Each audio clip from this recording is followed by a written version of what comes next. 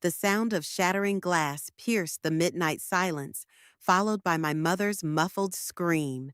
I jolted upright in bed, my heart hammering against my ribs. Through the thin walls of our suburban home, their voices carried like thunder. "You're drunk, Mike. Give me the keys." Mom's voice trembled. "Don't tell me what to do, Rachel. I pay the bills in this house." I pressed my palms against my ears, but it didn't help. 3 years of this, 3 years of watching Mom bend to his will, of enduring his subtle cruelty, of pretending everything was fine. I'm Gianna, and this is the night everything changed. Heavy footsteps stomped up the stairs. I held my breath, praying he wouldn't stop at my door. He always seemed to know when I was awake, always had some cutting remark ready. The footsteps passed, and a door slammed somewhere down the hall. More crashes followed. Mom's pleading grew louder, more desperate. "Think about the girls, please. Just sleep it off." "The girls?"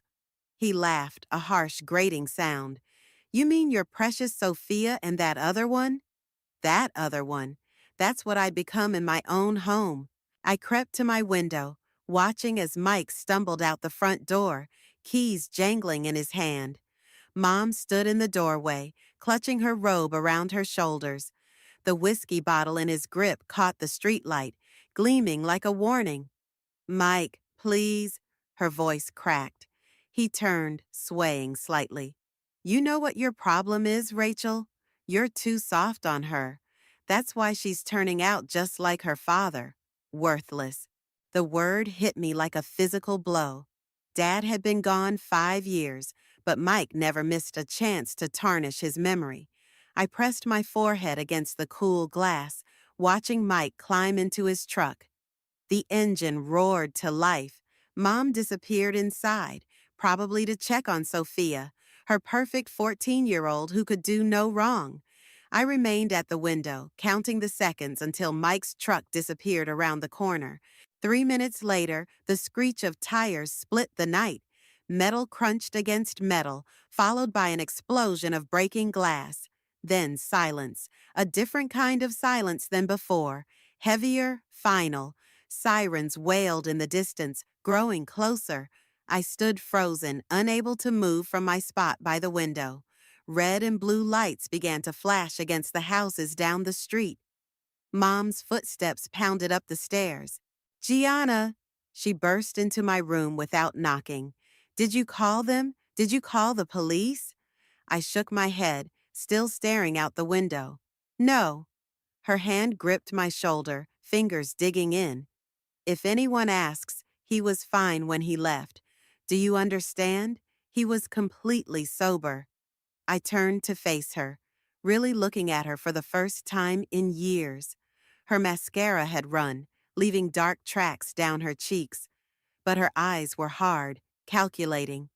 "Mom, what are you—" "Promise me, Gianna." Her nails bit deeper. "Promise me you'll say he was sober." In that moment, I saw something shift in her eyes, something cold and foreign. This wasn't about protecting Mike. This was about protecting herself, her perfect little world with Sophia. I was just a loose end that needed tying up. "I promise," I whispered, the lie bitter on my tongue. She released my shoulder and hurried out, already on her phone. I touched the spots where her nails had left marks, knowing they would bruise. Just like everything else in this house, the truth would be hidden, covered up, denied. But as I watched the emergency lights paint our neighborhood in alternating red and blue, something hardened inside me. This was the moment, the last time I would let them bury their secrets at my expense. They had no idea what they'd just created. The sirens grew louder, and I smiled. 3 days after Mike's accident, I stood in our kitchen, watching Mom arrange finger sandwiches on a silver platter. Her hands moved with mechanical precision, each triangle perfectly aligned. The house smelled of lemon polish and fresh-baked cookies, her armor against gossip and judgment. "The police called again," I said, testing the waters. She didn't look up, I handled it. Of course she had. Just like she'd handled the whiskey bottle that mysteriously vanished from the crash site. Just like she'd handled the neighbors' questions with practiced tears and calculated grief. The doorbell chimed. Mom straightened, smoothing invisible wrinkles from her black dress. Remember what we discussed? He was completely sober. I echoed, the words acid in my mouth. Grandmother Nancy swept in first, her silver hair immaculate despite the August heat. Behind her, Grandfather Henry carried a casserole dish, his engineer's eyes taking in every detail of our pristine kitchen. Rachel, darling. Nancy embraced Mom, their perfumes clashing in a suffocating cloud. How are you holding up? As well as can be expected. Mom's voice cracked perfectly. I stood back, watching the performance. Henry caught my eye and gave me a slight nod, the only acknowledgement I'd get. Once, he'd been different. Once, he'd taught me chess and physics and how to fix a carburetor. But that was before Mike, before Mom's careful redesign of our family dynamics. Sophia's upstairs, Mom said, probably needs help with her dress. Nancy hurried up to assist the favorite grandchild, while Henry busied himself arranging chairs for the wake. I moved to help him, but Mom's hand shot out, gripping my wrist. The police report comes out tomorrow, she whispered. If anyone asks, I know, Mom, I know. She released me, leaving red marks on my skin. Good girl. The house filled quickly with mourners. Mike's co-workers, church friends, neighbors. They moved in circles, murmuring practiced condolences between bites of those perfect sandwiches. I drifted between groups, catching fragments of conversation. Such a tragedy. Never saw him drink before. Poor Rachel, left alone again. Sophia floated down the stairs in a new black dress, Nancy hovering protectively. My sister's eyes were red and puffy, genuine grief for the only father she'd ever known. She didn't understand yet. She hadn't seen the truth behind his gentle smiles and playful nicknames. Gianna. Henry appeared beside me, his voice low. A moment? We stepped onto the back porch, away from the performance inside. The August air pressed against us like a wool blanket. Your mother seems... He paused, choosing his words carefully. Composed. She's good at that. He studied me, lines deepening around his eyes. The police report will say exactly what she wants it to say. I met his gaze. Won't it? Something flickered across his face. Guilt, maybe, or recognition. He opened his mouth to respond, but Mom's voice cut through the screen door. Dad, could you help with the coffee service? He hesitated, then squeezed my shoulder. The gesture felt like an apology, though I wasn't sure for what. Not yet. Back inside, I found Mom in the kitchen, methodically loading a coffee tray. Her mascara remained perfect, not a single tear track marring her performance. The insurance adjuster called, she said, without looking up. They'll need statements from all of us. All of us? Yes. She finally met my eyes. And we need to be consistent, for Sophia's sake. There it was, the weapon she'd always wielded so effectively. For Sophia's sake, for the family's sake, for appearance's sake, always a greater good to justify the lies. What about for my sake? The words slipped out before I could stop them. She set down the coffee pot with deliberate care. Your sake? You're 17, Gianna. Almost an adult. Sophia's just 14. She needs stability, security. And what do I need? You need to understand your place in this family. Her voice hardened. And right now, that means supporting our story. Unless you want your sister to lose everything. The threat hung between us, clear as crystal. I thought of Sophia upstairs, innocent and grieving. I thought of the police report, the insurance money, the carefully constructed facade that would keep our comfortable life intact. I understand, I said, and watched relief flash across her face. She didn't realize I meant something entirely different. She didn't see that with each manipulation, each careful lie, she was teaching me exactly how to destroy her world. I smiled and picked up the coffee tray. I'll help serve the guests, Mom. After all, I'd learned from the best how to play a role. The bank statement sat on my desk like a loaded gun. I'd found it while searching for my birth certificate.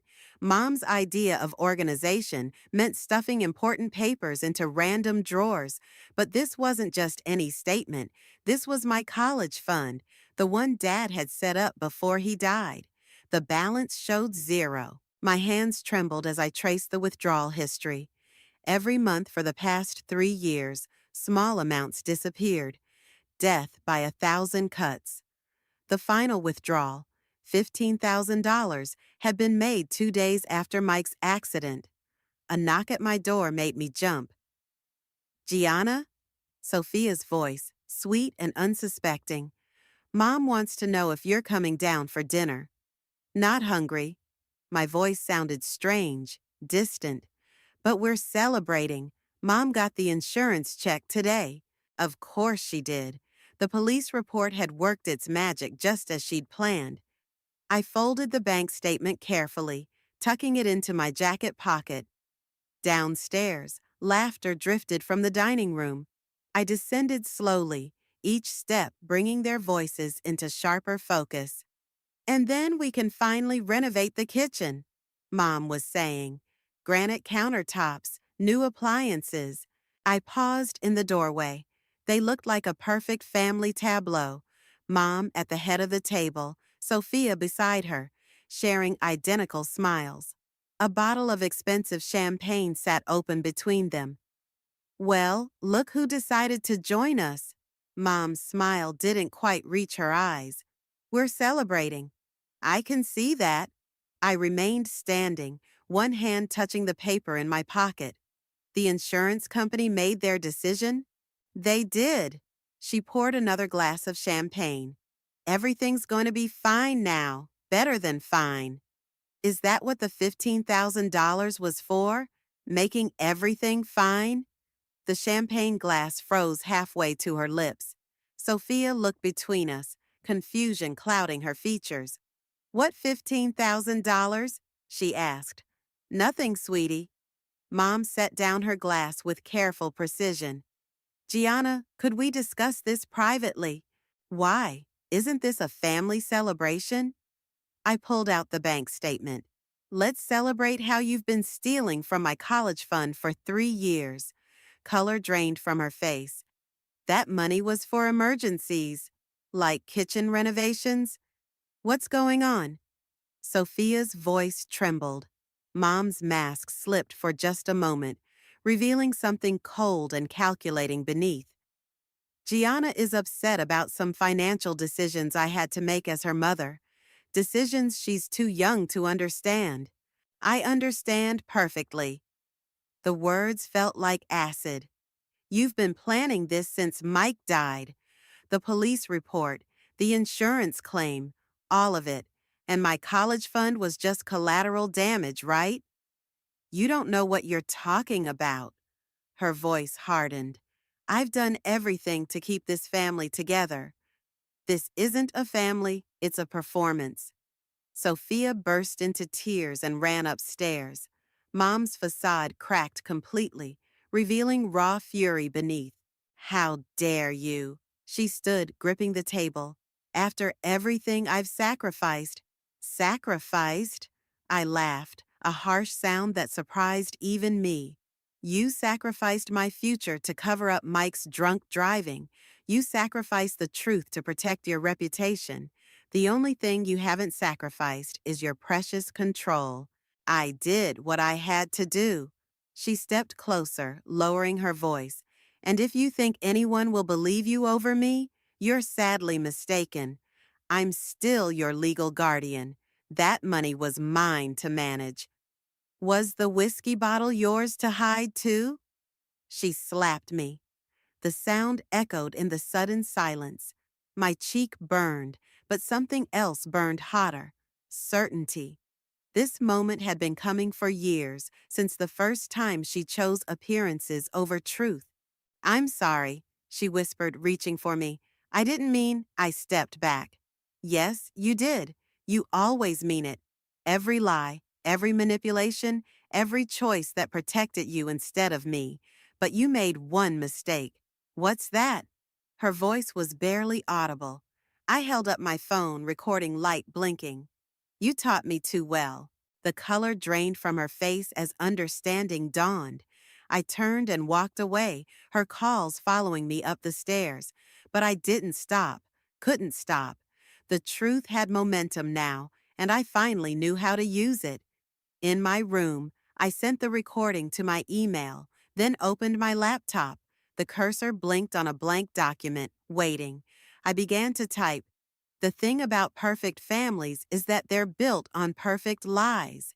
Miss Lily's classroom felt different after hours, like a confessional booth without the pretense of absolution.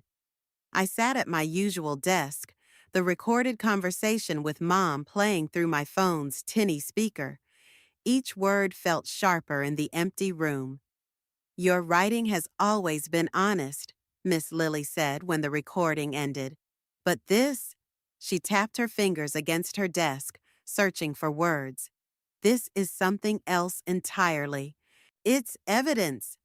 I switched off the phone. I just don't know what to do with it yet. She studied me with that penetrating gaze that had first spotted my talent freshman year. Sometimes the most powerful stories aren't the ones we publish, Gianna. They're the ones we use to understand ourselves. I understand perfectly. My voice came out harder than intended. My mother stole my future to protect her lies. Did she? Miss Lily leaned forward. Or did she steal your past to protect her own? Before I could respond, footsteps echoed in the hallway. Through the classroom window, I glimpsed Rachel's perfectly styled hair, her designer handbag. My stomach dropped. Hide, Miss Lily mouthed, gesturing toward the supply closet. I slipped inside just as Rachel entered, the scent of her expensive perfume preceding her. Lily, Mom's voice dripped honey-coated venom. We need to talk about Gianna's latest writing assignment. Of course. Miss Lily's tone remained professional. Her piece about family secrets was quite compelling. It was inappropriate and potentially damaging. To whom? From my hiding spot, I could see through the slats in the closet door. Mom placed both hands on Miss Lily's desk, leaning forward. You've been encouraging her, haven't you? Feeding this obsession with exposing private matters? I encourage all my students to write their truth. Truth? Mom laughed softly. You want to talk about truth, Lily? Should we discuss why you really transferred to this school 3 years ago? The air seemed to crystallize. Miss Lily's face went perfectly still. That's not relevant, isn't it? A promising career at St. Margaret's, suddenly derailed by, what was it again? An inappropriate relationship with a student's parent? My breath caught. Miss Lily's hands trembled slightly as she gathered some papers. You should leave, Rachel. I will, but first, you're going to stop encouraging my daughter's little revenge fantasy. Otherwise, certain old rumors might resurface. Are you threatening me? I'm protecting my family. Mom straightened, adjusting her perfectly pressed blazer. Something you wouldn't understand. She turned to leave, then paused at the door. Oh, and Gianna, you can come out of the closet now. My blood froze. She'd known I was there the whole time. I stepped out, legs shaking. Miss Lily wouldn't meet my eyes. Let's go home, Mom said. We have a lot to discuss. No? The word surprised even me. She raised an eyebrow. Excuse me? I said no. I moved to stand beside Miss Lily's desk. You can't keep silencing people with their secrets. Can I? She smiled, that terrible knowing smile. Sweetheart, secrets are the only currency that matters. Ask your teacher. I turned to Miss Lily, hoping for what? Support? Denial? But she just stared at her desk, defeated. I'll see you at home, Mom said, victory in every syllable. She left, her heels clicking down the hallway like a countdown. The silence stretched between Miss Lily and me, filled with unspoken questions. Is it true? I finally asked, not the way she implied. Miss Lily's voice was barely audible, but enough of it to matter. I nodded slowly, understanding blooming like a bruise. She's been collecting secrets, hasn't she? Not just mine, everyone's. Gianna, she finally looked up, her eyes tired but determined. Whatever you're planning, be careful. Your mother, she's better at this game than you know. I touched my phone, thinking of the recording, of my journal full of carefully documented lies. Maybe, but she taught me how to play it. Walking home, I felt something shift inside me. This wasn't just about my college fund anymore, or even Mike's accident. This was about every secret she'd used as a weapon, every truth she'd twisted to maintain control. I pulled out my phone and opened a new document. At the top, I typed, a list of secrets that could burn everything down. Below that, I wrote the first entry. My mother is a collector of other people's shame, and I'm about to become her curator. My blog post went live at midnight. By morning, the comments section exploded. I'd changed the names, twisted the details just enough to maintain plausible deniability, but anyone who knew our family would recognize the truth beneath the fiction. A daughter discovers her mother's secret vault of stolen futures. The words glowed on my screen, a digital match thrown onto carefully gathered kindling. My phone buzzed. Grandmother Nancy's number. I let it ring through to voicemail, then again and again. On the fourth call, I answered. Have you lost your mind?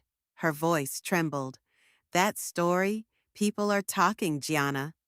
Good. I kept my tone neutral. Stories are meant to be shared. Your mother called me in tears. She thinks she knows exactly what I'm doing. I watched a new comment appear. This reminds me of the Matthews family scandal. And so do you. The silence stretched between us like a tightrope. Finally, she whispered, You don't understand what you're risking. Actually, I do. Mom made that very clear when she threatened Miss Lily. A sharp intake of breath. What does Lily have to do with this? Why don't you ask Mom? She seems to know everyone's secrets. The doorbell rang downstairs. Through my bedroom window, I spotted Grandfather Henry's car in the driveway. We're coming over, Nancy said. Don't post anything else until we talk. I hung up and opened my laptop to the draft of my next story. The grandmother who watched in silence. My finger hovered over the publish button. Footsteps thundered up the stairs. Mom burst in without knocking, her face flushed. Take it down, now. Or what? I met her gaze. You'll threaten me like you threatened Miss Lily? You have no idea what you're doing. She gripped the door frame. The Matthews family. They're calling, asking questions about Mike's accident. Isn't that what you wanted? People asking questions? Not these questions. Her composure cracked. Not now, not when. When what? Nancy and Henry appeared behind her, both looking older than I'd ever seen them. Tell her, Henry said quietly. She needs to know. Mom's laugh held an edge of hysteria. Know what? That her little revenge fantasy could cost us everything? That the Matthews family lawyer is reviewing Mike's accident report? Rachel. Henry's voice carried a warning. I looked between them, sensing something deeper, darker. What aren't you telling me? Nothing. Mom straightened, mask sliding back into place. Just take down the post. No. I opened my phone's recording app. Not until you tell me what the Matthews family has to do with Mike's accident. The color drained from Mom's face. Nancy stepped forward, reaching for me. Sweetheart, some things are better left. He was having an affair, Henry cut in, with Janet Matthews. The room went silent. Mom's hands shook as she turned on him. Dad, don't. Mike was driving to Janet's house that night, he continued. That's why Rachel had to handle things. The pieces clicked together with sickening clarity. The missing whiskey bottle, the cleaned-up accident scene, the carefully crafted police report. You didn't just cover up his drunk driving, I said slowly. You covered up where he was going, who he was meeting. I protected this family. Mom's voice cracked. I protected you and Sophia from the truth. No, I stood, anger burning through my veins. You protected yourself, your reputation, your perfect little life. Gianna, please. Nancy reached for my laptop. Delete the post before. I snatched it away, backing toward my window. Before what? Before people realize everything in this family is built on lies? You want to talk about lies? Mom's eyes narrowed. Should we discuss your father's accident? The real reason he was driving that night. The threat in her voice made my blood run cold. What about my father? She smiled, that terrible knowing smile. Take down the post, Gianna, or the next story I tell might be about him. I looked at my grandparents, seeing the guilt in their eyes. More secrets, more lies, always more. My phone buzzed with another comment notification. This story feels familiar. Wasn't there another accident 5 years ago?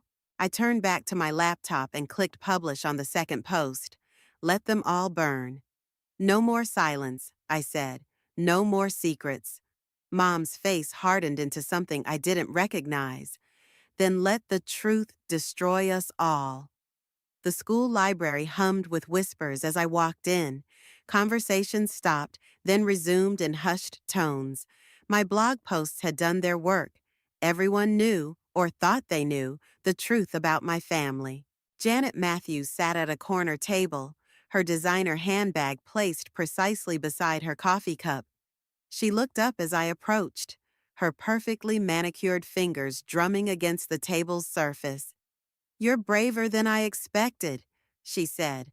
I slid into the chair across from her. Or more desperate. Your mother called me last night. Janet's lips curved into a smile that didn't reach her eyes. She had quite an interesting theory about why you're doing this. I'm sure she did. She mentioned your father's accident. Janet leaned forward. Said you might be interested in certain details. My heart stuttered, but I kept my face neutral. What details? The kind that could destroy more than just your mother's reputation. She pulled out a manila envelope. The kind that make your stepfather's indiscretions seem almost innocent in comparison. Before I could respond, Sophia appeared between the bookshelves, her face tear-stained. Is it true? About Dad, Mike, and Mrs. Matthews? The envelope suddenly felt like a live wire between us. Janet's smile widened fractionally. Sophia, I started. Don't. My sister's voice cracked. Just don't. Mom told me everything about your blog, your recordings, how you're trying to hurt us because you're jealous. That's not. She showed me the letter. Sophia's words hit like physical blows. The one from Dad, our real dad, about why he was really driving that night, about what you did. The room tilted sideways. What letter? Janet slid the envelope closer. Perhaps you should read it yourself. My hands shook as I opened it. The paper inside was aged, the handwriting achingly familiar. Rachel, I can't keep covering for her. The drinking, the pills, the nights she disappears. She's 17, just like Gianna is now. If anything happens to her, it'll be my fault for enabling this. I'm driving out to look for her again. If you're reading this, the date, the night of his accident, the night he died looking for me. No. I pushed back from the table. This isn't. She's lying. Mom said you'd say that. Sophia wiped her eyes. She said you've been lying so long, you probably believe your own stories. Janet gathered her things with deliberate slowness. Quite the twist, isn't it? The storyteller becoming the villain of her own tale. Students watched as I stumbled toward the exit.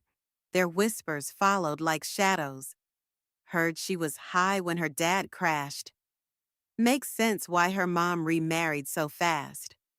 Probably made up everything about Mike, too. Miss Lily caught my arm in the hallway. Gianna, wait. I jerked away.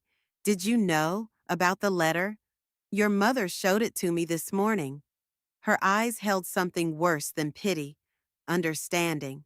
She said if I didn't distance myself from you, she'd make sure everyone knew about my past, and yours.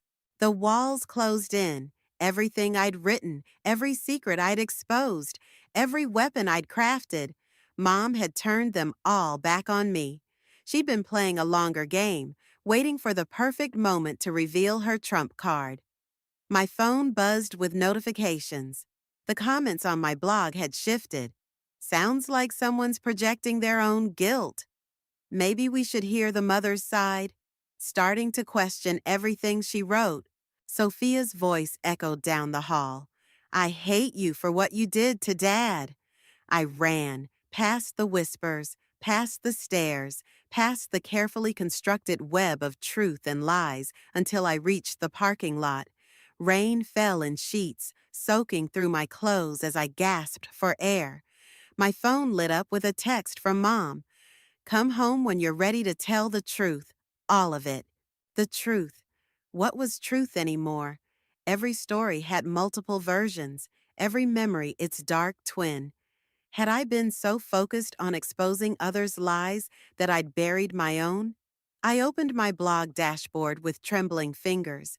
Every post, every carefully crafted revelation, now read like a confession of a different kind. My finger hovered over the delete button. Behind me, Janet's car pulled out of the parking lot. Through the rain-streaked window, I caught a glimpse of her speaking on the phone, probably to Mom.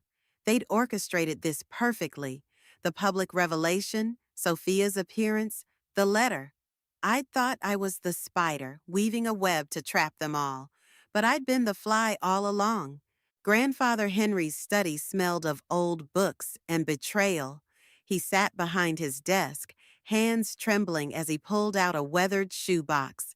Nancy stood by the window, her reflection fractured in the rain-streaked glass. We should have told you years ago, Henry said, placing the box between us. Inside lay a stack of letters, photographs, and a small leather diary. My father's handwriting jumped out from yellowed pages, not just the single letter Mom had used against me, but dozens more. Your father wasn't looking for you that night. Henry's voice cracked. He was running from what he'd discovered about Rachel. Nancy turned sharply. Henry, don't. She deserves the truth, all of it. The study door opened. Mom stood there, still wearing her work clothes, her face a mask of controlled fury. What truth would that be, Dad? The one you buried with David. He pulled out a photograph.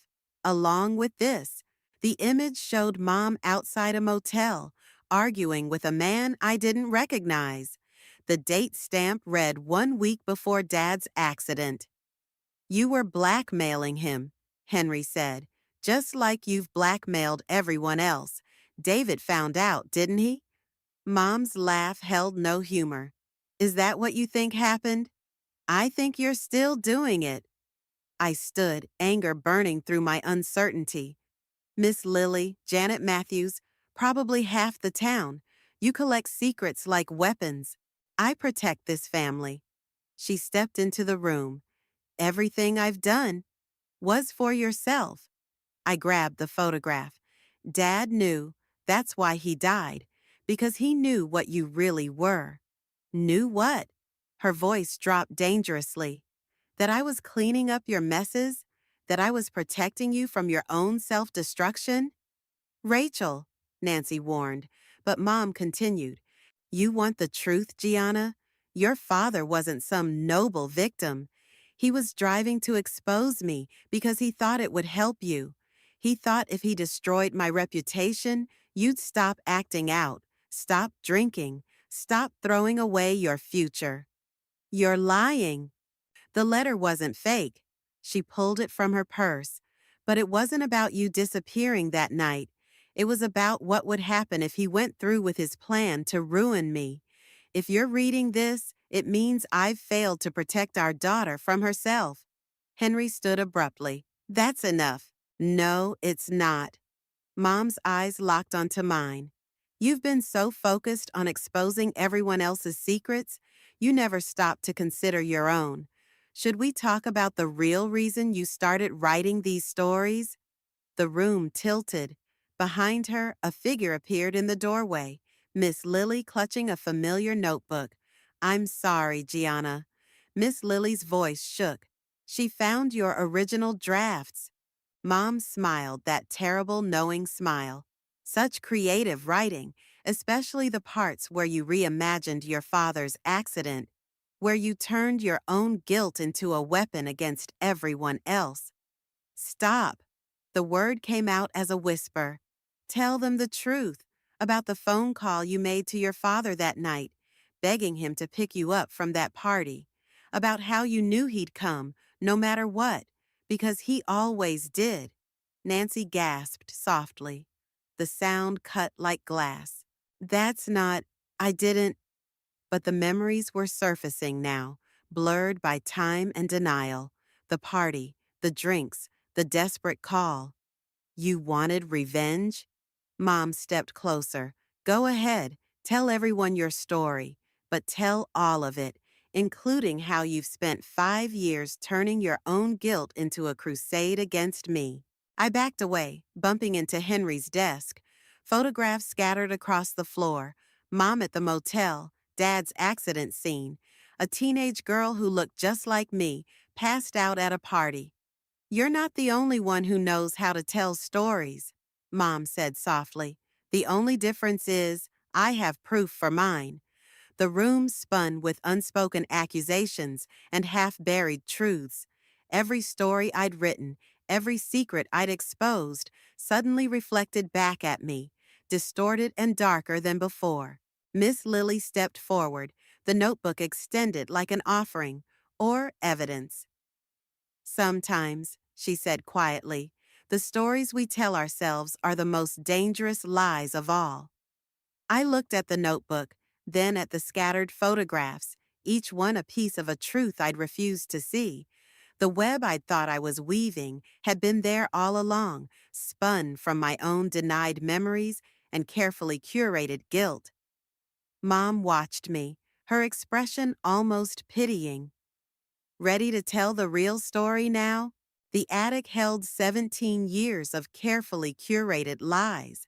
I sat cross-legged on the dusty floor, surrounded by photo albums, letters, and diaries, Mom's private archive of everyone's secrets. My secrets. Footsteps creaked on the stairs. Sophia appeared in the doorway, looking smaller than her 14 years. Mom's looking for those. She gestured at the boxes. I know. I turned a page in my father's diary. The last entry, dated the night of his accident, remained unfinished. If I can just make her understand.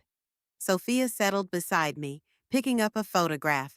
Us as children, before everything fractured. Was any of it real? Which part? The stories you wrote, about Mike and Mom, about, she swallowed hard, about me being the favorite. I studied my sister's face, seeing for the first time how Mom's manipulation had shaped her too. Some of it was true, some of it was how I needed it to be true. And Dad's accident? The diary felt heavy in my hands. That was my truth, just not the whole truth. More footsteps. Mom stood in the doorway, her expression unreadable. Behind her, Nancy and Henry hovered like guilty shadows. Found what you were looking for? Mom asked. I held up the diary. Did you read it? All of it? Every word. She stepped into the attic, including the parts about how he enabled your drinking, how he covered for you, lied for you, just like I did after he died. Until you didn't. Until I couldn't. She sat on an old trunk. Everything I did, the control, the secrets, even marrying Mike, was to keep you from destroying yourself like you almost destroyed him. So you destroyed me instead. I saved you, her voice cracked. The only way I knew how. I opened my laptop, where my final blog post waited. The cursor blinked beside the title, The Truth About Lies. What are you going to do? Sophia whispered. The question hung in the attic's dusty air. Every secret in these boxes, every lie we'd told, they were all pieces of the same broken story. My story, their story, our truth. I began to type. This is a story about a girl who thought revenge meant exposing other people's lies. She didn't understand that the biggest lies were the ones she told herself. Mom stepped forward. Gianna, let her write, Henry said softly. It's time we all faced our truths. My fingers moved across the keyboard, weaving together the threads of our fractured family. The father who died trying to protect me from myself. The mother who buried her love beneath control. The sister caught between secrets she never asked to keep. When I finished, I turned the screen toward them. This is my last story. They read in silence. Sophia's hand found mine. Mom's mask cracked, tears falling freely. Post it, she finally said. Are you sure? Everyone will know. Everyone already knows pieces. Let them see the whole picture. I clicked publish, watching our family's carefully constructed facade dissolve into pixels. But something else emerged from the digital ashes, something raw and real and ours. What happens now? Sophia asked. I closed the laptop and stood, surveying the boxes of secrets that had defined us for so long. Now, we stop hiding. Mom nodded slowly, understanding passing between us. We couldn't undo the past, couldn't rewrite our choices, but maybe we could write a different kind of ending. I picked up Dad's diary one last time, running my fingers over his unfinished words. He'd tried to make me understand, and finally, I did. The truth wasn't in exposing secrets or seeking revenge. It was in facing our own reflections in the broken mirrors we'd created. I'll help you clean up the attic, Sophia said. No. I looked at our family, gathered among the remnants of our carefully curated lies. Let's leave it exactly as it is, a reminder. Mom touched an old photograph, then let it fall back into its box. Some truths needed to stay buried, not to hide them, but to let them rest. Outside, rain began to fall, washing away the last traces of summer. I thought about Miss Lily, about Janet Matthews, about all the stories still untold. But those weren't mine to tell anymore. I had my own story now, raw, imperfect, but finally completely true.